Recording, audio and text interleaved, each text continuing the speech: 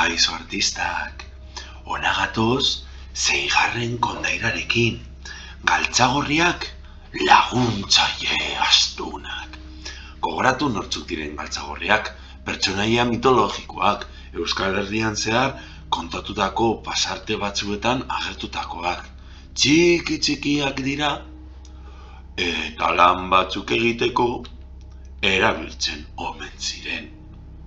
Pertsona batzuk erabiltzen zituzten, beraiek egin ezin edo ez zuten egin nahi, lan horiek hartzen zituzten.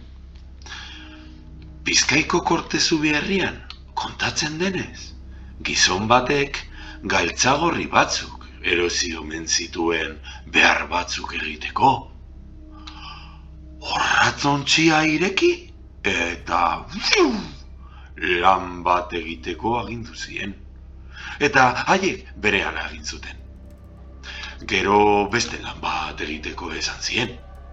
Eta baita ere, egin hauek.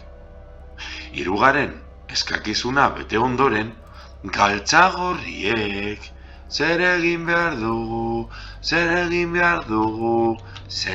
behar zuten, galdetu zioten nagusiari.